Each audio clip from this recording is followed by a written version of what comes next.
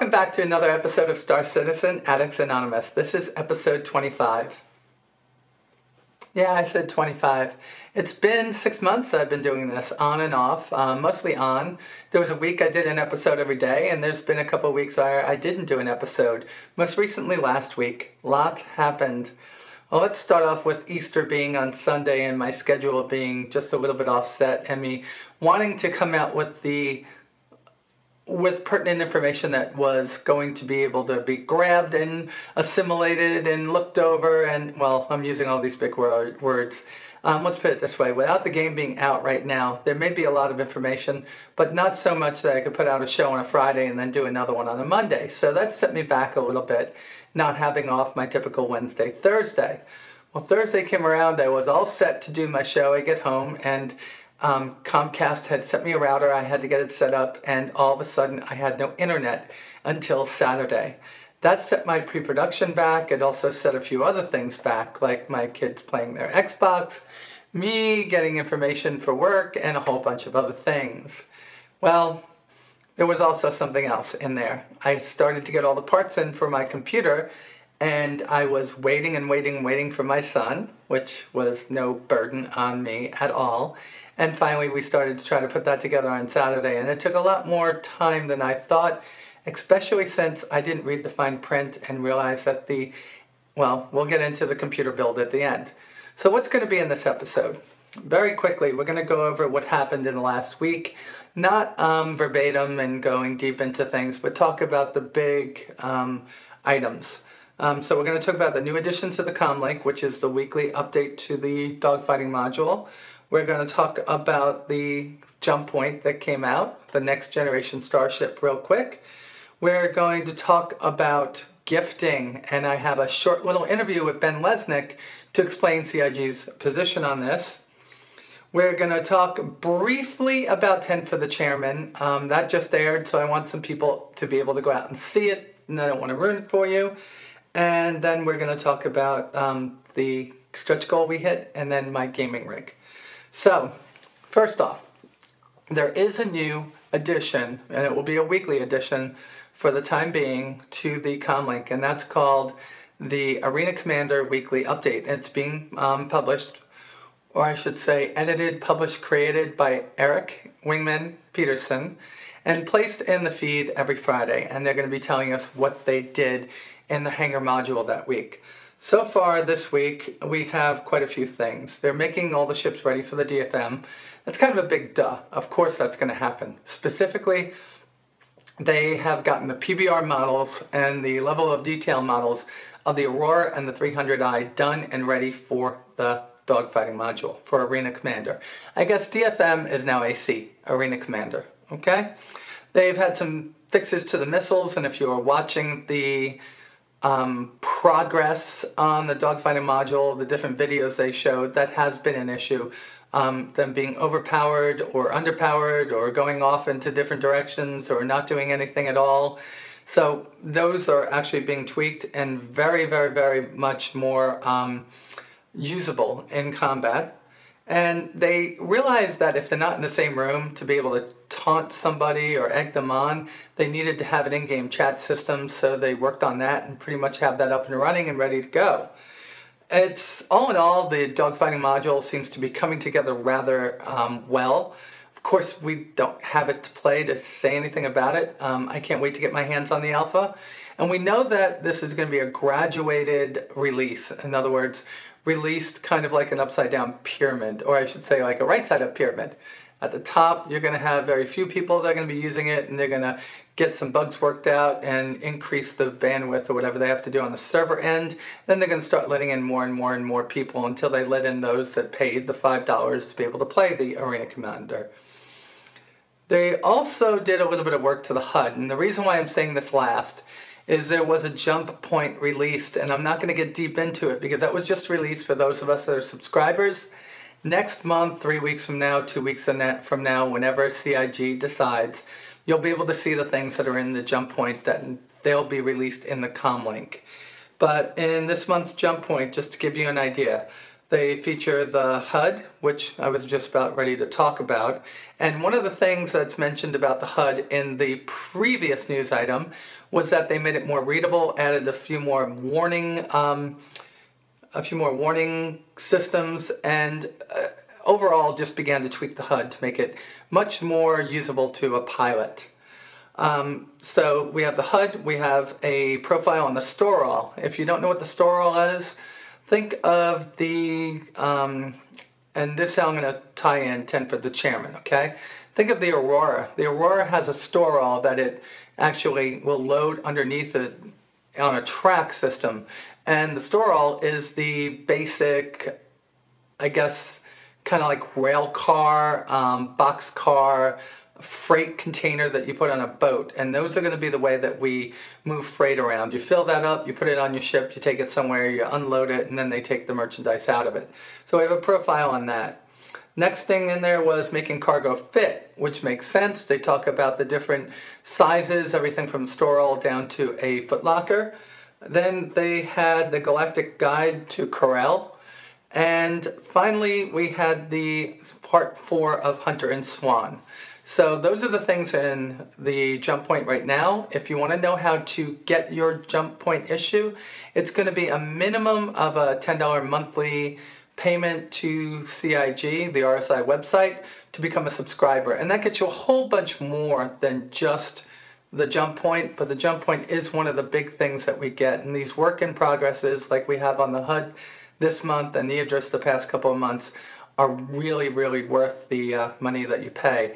And for those of us that have been subscribers for 12 months, one way or the other, whether we pay 12 months up front or you did the 12-month payments, you are probably starting to see that your hardbound books are going into shipping.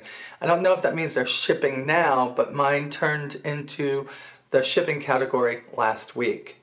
So that ties in jump point. Okay, 10 for the chairman. So I've tied in the store all, and that goes back to an old question that Chris had. Well, 10 for the chairman always gives us little tidbits, and I'm going to tell you this. Anytime Chris Roberts speaks, you should listen to it once, twice, maybe 3 times, because there's a lot of things that he says that are going to come back later on. And I'm going to give you a for instance. It has been said to me by people in my organization that they have announced that they're going to allow I call it guild, but organization assets to be stolen. And this reminds me of something in Eve, the Great Isk Heist, and I forget if that was 5 or 6 or 7 years ago. And it was $1 billion in Isk, and of course by now it's been overinflated, so let's just say that's a hypothetical number that somebody took in this banking scheme that they had created inside of the game. And now, if you don't know anything about Eve, I'll tell you this. There is actually an exchange rate of ISK to US dollars or euros or whatever you're using to pay for it. And that means that there was actual money stolen, right? Because that game actually has a way to get money in and out of the game. Well, not money, but time cards and things like that. They allowed it. It was part of the immersiveness of that universe. And this was brought up to Chris a while back, and he said, yeah, I think that that's something that would lead to the immersion in the game. So when people are freaking out this week, we're not freaking out, starting to be concerned and starting to put things together. Chris is very big into making this a living, breathing, lifelike universe, someplace that we could play in and feel like we're really taking part in the things that are going on. So what does that mean to your organization assets? Well, you're going to have security set up just like any company in the world would have to. Diversify your assets. Don't give any one person control to every single thing the corporation owns. And make sure that you're not hiring members that are not reputable. I know that's hard to say. So what does that mean? Just, be in an organization with a local group of friends? No, that's not what it means. What it means is you just have to be on your guard and make sure that you have that tiered system of security that I'm talking about. That's going to lead us to this next piece, and this next piece is going to be about gifting. All right, so there's got to be an understanding between the community members and CIG on just what you're paying for when you buy a ship. And that's the first piece. When we have been paying for these ships for the past, I guess it's over 18 months now, right? You're actually paying for a donation to help support CIG in making this game. The ships are actually a gift. Why do I say that? I don't know if things have changed internally at this point. I don't have that insight to bring to you. But it's been said before that when the game goes live, everything we're paying dollars, euros, pounds, rubles, whatever it is, for these ships, it's going to turn into in-game currency. So it's going to turn into UEE credits, which can be earned by running missions, tuning engines, overclocking weapons, things like that, right? So what that does is it immediately negates the dollar value of those ships. Well, why am I saying this? Well, because the ships are not going to have an out-of-game currency. They're going to have an in-game currency.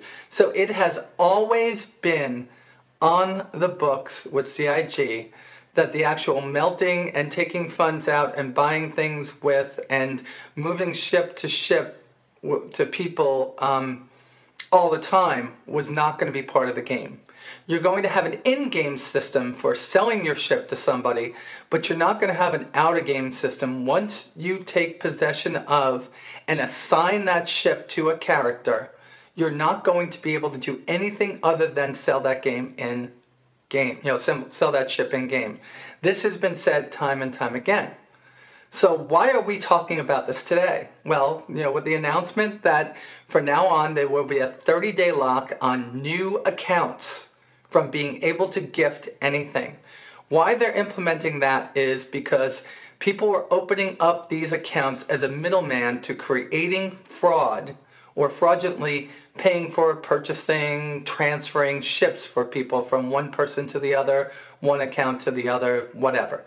And then they were stealing those ships, right? And that account would just go defunct and be gone. Well, they take that away. So 30-day lock on any brand new account from being able to gift anything out of that account. Part two is, once you gift something, it cannot be gifted again.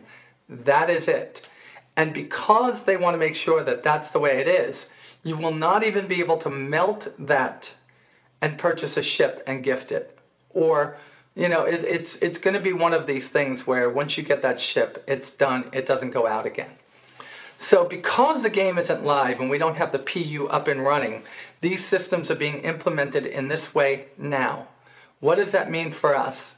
It means that there are going to be in-game, in-universe things that are going to fix some of the issues that we have. I have an issue. My issue is I do this video cast. Occasionally I like to review a ship, like I've done with the Avenger and the Hornet and the Aurora and the, go on and on.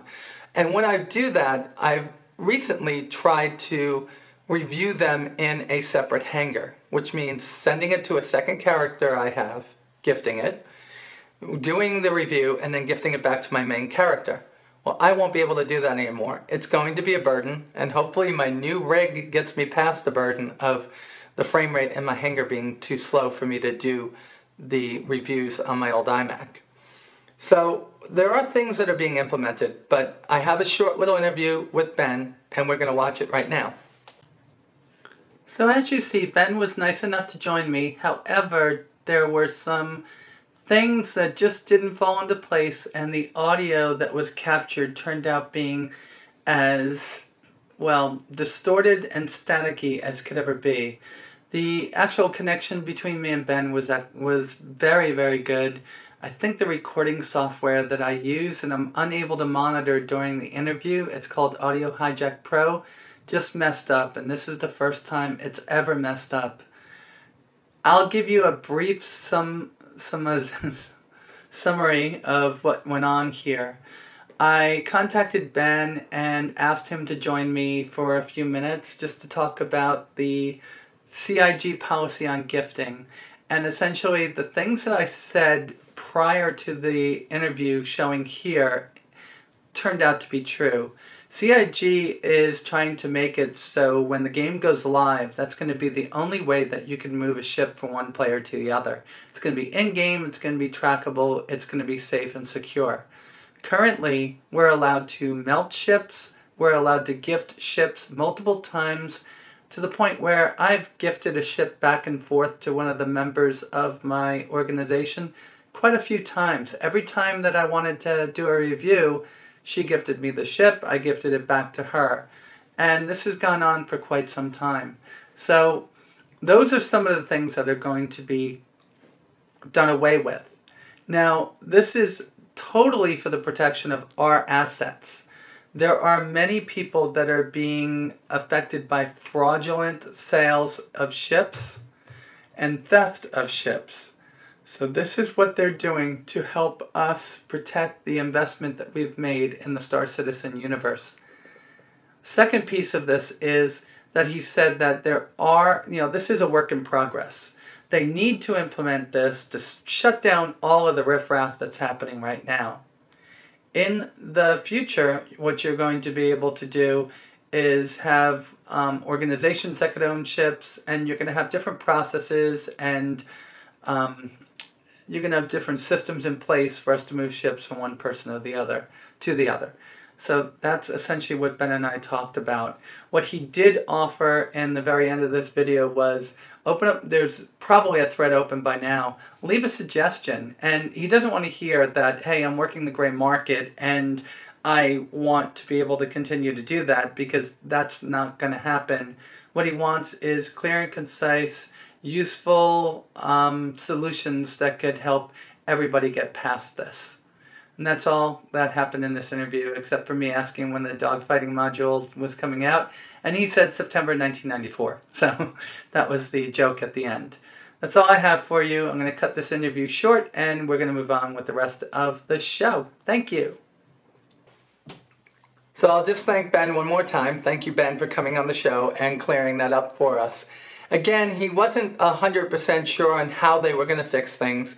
We have the ability to go online right now, and the invitation from Ben to give our suggestions on how this is going to take place. I agree that there shouldn't be any external way for us to swap ships around when the game goes live. But until that happens, we have to have a way for that to go on, because we're a big, well, not a big corporation yet, but I expect that the enablers will be big at some point. And we might be gifted ships by one member to give to another member, and that will be a good thing. I'm a little bit concerned with how that impedes us or inhibits us from working together as a organization right now, but the game's not live, so it might not matter. All right, so we're going to go on to the next piece, which is another stretch goal reached. This one gave every one of us a Marine combat suit, and I think that one is called the Omni-Roll Combat Armor. So in the last two stretch goals, we've been given a towel, our very own Mobi-Glass, and now our own Marine armor.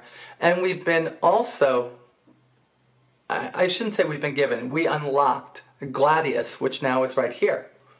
So Foundry 42 has been hard at work on this, and to see a ship in this far, this far along, I bet you anything they've already had ideas for this and had already started work on it. This is quite far along, and it's quite gorgeous. There's been a couple of people that say it looks like this, the Switchblade, or this, Foxfire, which is an old 80s movie. Or what I called it, the Russian stealth fighter. Or kind of, sort of like the McDonnell Northrop Grumman F-23. All right, so pretty cool, right? The winner of the last stretch goals, I guess, vote is the Hadesian artifact, and you could read all of that about what it's going to be. So at $45 million, we're going to be working for that. But of course, we still have to hit the $44 million goal before that. All right, so let's talk about gaming performance. Let's talk about Star Citizen pushing the envelope. Let's talk about Chris Roberts always making me build something new. It's been a long time since I played one of Chris's games. I think Freelancer was the last one, and Of course, he was already gone from from Digital Anvil at that point, so I can't even say that was his, with both he and Eric leaving the company before that was produced. But still, it was a Chris Roberts concept. Each one of these games caused me to have to do upgrades to my system. The first one took me away from my Amiga and had me build a PC. Well, there's nothing that's going to take me away from my Macs. But in a recent visit to my hangar, I was seeing frame rates down in the low to mid-teens at times when I was running past a number of my ships. And I decided that I needed to get help and build a machine. So I enlisted some help of a friend of mine that I work with, and he picked some of the parts for me, and had a family member, watcher of the show, and a couple other people donate some to me for a new rig. And because this other person was kind of like my mentor and was guiding me through it, because I haven't built anything in 10 years and didn't know what was what, he took the number I gave him, which is about $850 to $1,000, and came up with this system. Okay? And a lot of this was made possible by huge rebates and system packages that were available on Newegg and Amazon, at Micro Center, and at Best Buy. So there were four places that I did these purchases. So the system, which is pictured here, hey baby, kind of like it. I haven't done anything like this for a long time. I'm kind of psyched that I built myself a computer with the help of my son. But this gentleman I work with suggested that I do the AMD because I could get similar performance to an i5 and overclock it and get it a lot cheaper. So I did the Black Edition, which I think is the unlocked edition, FX 9370. I read a lot of weird things about how to go with the 8500 series instead of this, because this was just an overclocked one of the other ones. And then I started reading some things in Tom's Hardware, how these were newer processors were actually more able to be overclocked than the 8500 series. So I stuck with the 9370. It was part of a motherboard CPU collection that came with that. The Asus Sabertooth 990FX version 2.0. And the actual package came with the G.Skill 8 gigabytes of RAM, DDR3, 1600 megahertz, if that makes any sense. I wound up picking up another 8 gig stick with that. It also came out with an H50 cooler, which was not compatible with it, but they were trying to move it out, and the total cost of that cooler was actually removed from the cost of the package, and there were huge discounts and rebates on the package, so I got the whole thing for less than $500. It also came with a copy of Battlefield 4 and Dog Tags, which I threw to my son. I picked up at first, and this is the card that's in there right now, but will be replaced in a week, an AMD R270 2 gigabyte of GDDR RAM by Sapphire, and it's the overclocked edition, and it's giving me some pretty nice performance. But the reason why I'm changing this out to an XFGA or EVGA, I can't remember the name of the company, GTX 760 overclocked edition with 4 gigabytes of RAM, is that I wanted a few more frames, and I read about this card and found that it was going to give it. I also remember Chris saying that you needed 4 gigs of RAM, and most of those Sapphire cards were only showing 3 gigs above this. But there was also another more selfish feature. I do use OBS to record my games on the PC, and although it's a wonderful product, the actual detail level was pretty low. On my iMac, I started using the shadow play feature that was built into the GTX 680 MX that is built into the iMac I purchased, and I was getting much better frame rates while playing my games and much better quality of the videos. So this is kind of one of those selfish things that I don't want to have to sit there and try to tweak all day OBS to get that really good looking video. I like that shadow play feature, and it's actually enabled me to capture quite a few of my World of Tanks and War Thunder that I have not posted. And now that I've moved Kerbal Space Program over to the PC, I could start my Jedediah and Bill and Bob adventures again and get those pretty decently done. That won't be here until tomorrow, though.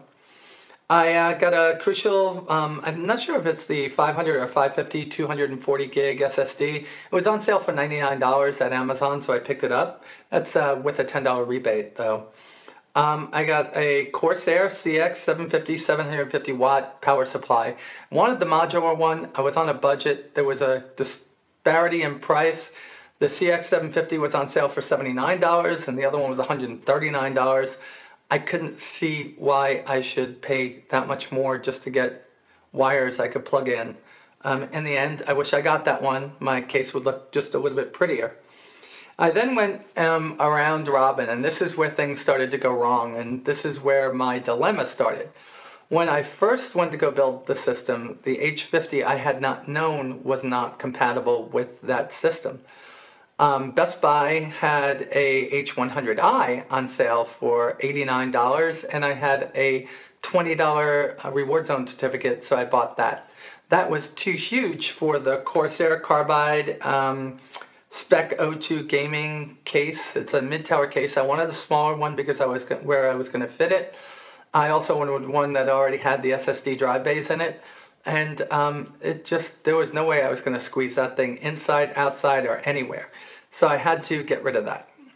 I took that back and I went to a place called Micro Center and I picked up a Corsair Hydro Series H80i, which has about the same cooling from what I was seeing in the overclockers.com and places like that. And it was the same price as the H100, but it was the one that was going to fit, so I picked it up. And then to make it look pretty, I picked up two of the Corsair AF120 case fans, which I have not put on the H80i yet. I'm going to do that later on after I change out the graphic card. I just wanted to get everything working and see how it goes.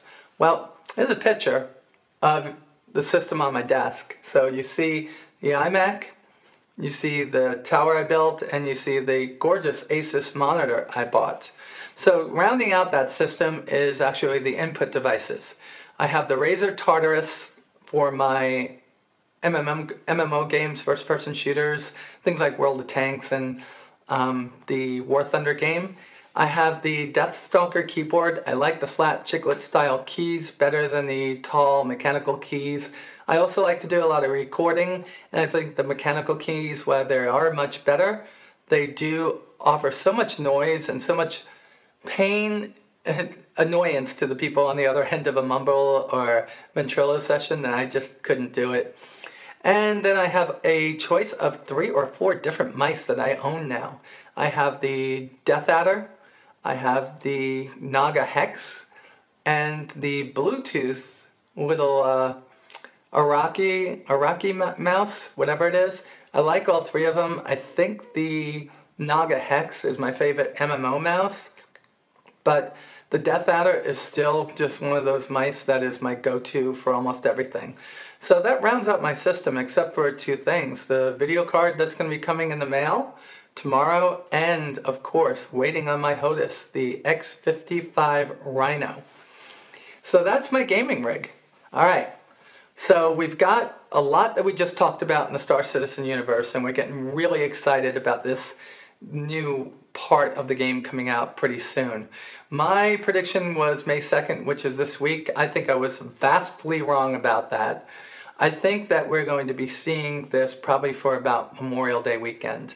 Why do I think there's going to be another month going on of development going on for this? I don't know how to tell you this. I don't have any inside information. I just see the obsessiveness of releasing something amazing growing inside of the CIG development team. And I'm excited by that, and also a little bit, come on already, it doesn't have to be perfect the first time. Let us have something to like challenge us to find something wrong with it, right? So my guess is that now that they've gotten the passes on the Hornet done, we're probably going to see them start to tweak the 300 and the Aurora and, of course, the Avenger and the other ones that are going to be filled, you know, the other single sheet seat spaceships that are going to fill in the first iteration of the Arena Commander.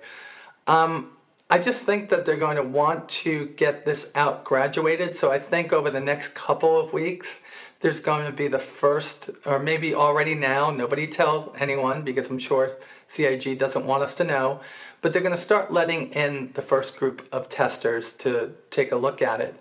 And somewhere around mid-month they'll probably let in some more, and by the end of the month I think they're going to let in the majority of the people, have it announced and say it will be available the next month for the people that paid the $5 for the Arena Commander pass. So that's my prediction. I think that it's probably going to be pretty dead on. If it comes sooner than that, hey, I love being wrong. If it comes later than that, oh my God, I totally overestimated the skill of this team.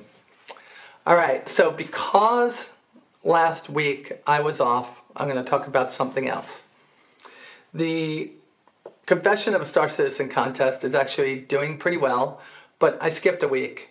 So I think we're going to push this one to the next episode and then call the winner on the episode after that. Why? Because I said that I wanted to have 5 people in the mix, and I wanted to get a number of other people that were leaving comments within their threads, and I didn't give you that opportunity by skipping a week on the show. So we're going to push it one more show. We're going to go to episode 26, and then the announcement of the winner will be in episode 27. So if you need to know where to go to post your entry, it's at the StarCitizenAA.com website. Join the forums, go into the Confession of a Star Citizen thread, read the rules, they're very simple, and then have at it. If I read it on the show, 2 credits. If you leave a post, the first post you leave after it's read, 1 credit. And that's where we're at. Thanks everybody, and stay tuned for another Confession of a Star Citizen Addict. I'll see you all next week. Be safe out there.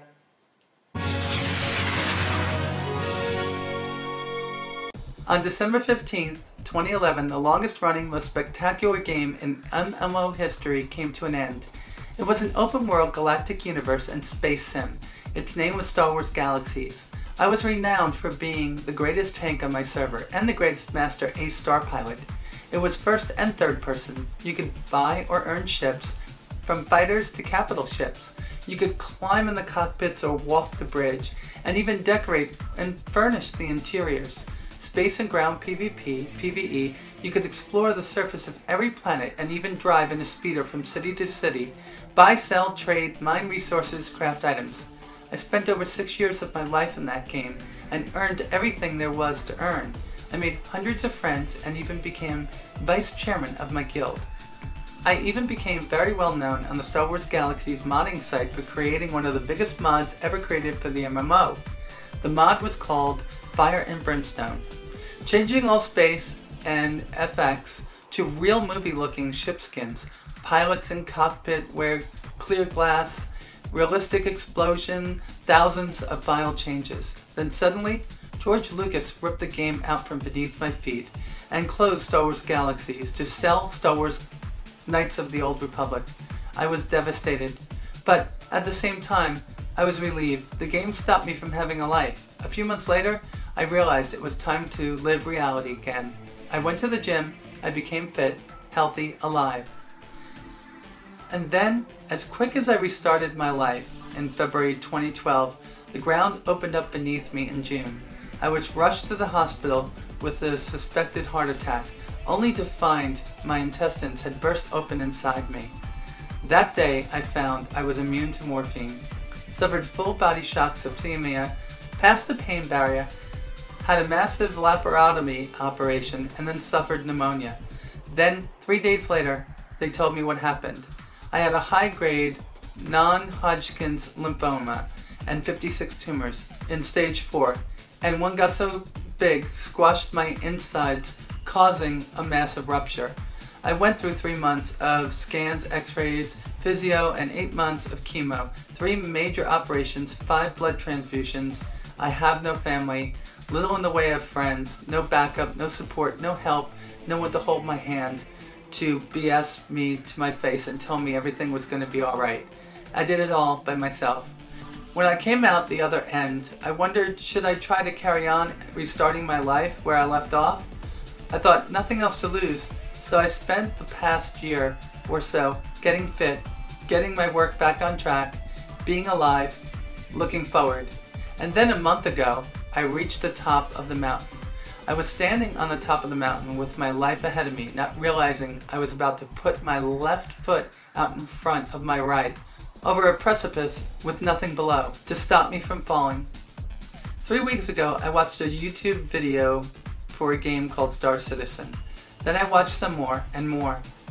2 weeks and 6 days ago, I rushed home from work and spent another 7 hours watching Star Citizen YouTube videos. 2 weeks, 5 days ago, I spent a whole evening watching Star Wars Galaxies vids on YouTube, reminiscing over the 6 years I spent on it.